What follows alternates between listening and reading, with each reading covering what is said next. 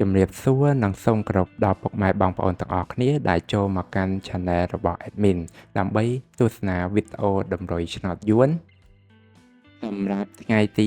19ខែ3ឆ្នាំ2025សម្រាប់វេលាម៉ោង4កន្លះនិងម៉ោង6កន្លះ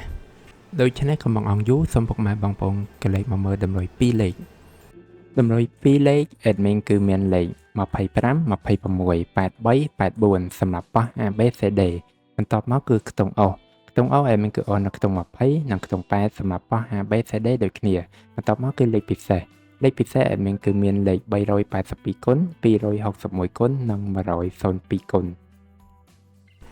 ដែលលេខទាំងអស់នេះសុទ្ធសឹងតែជាលេខដែលមានសង្ឃឹមថានឹងចេញខ្ពស់សម្រាប់ថ្ងៃនេះអរគុណពុកម៉ែបងប្អូនទាំងអស់គ្នាដែលបានទស្សនាវីដេអូនេះពីដើមរហូតដល់ចប់ក៏ជូនពរពុកម៉ែបងប្អូនទាំងអស់គ្នាធ្វើការសងសំណាននៅថ្ងៃថ្មីទទួលបាននូវការហេងឆ្នះចំទាំងអស់គ្នាជាចុងក្រោយ Admin សូមពុកម៉ែបងប្អូនជួយ Like Subscribe និង Share ដើម្បីជាកម្លាំងចិត្តដល់ Admin ផងនិងដើម្បីពុកម៉ែបងប្អូនទាំងអស់គ្នាទទួលបាននូវវីដេអូថ្មីបានឆាប់រហ័សផងដែរ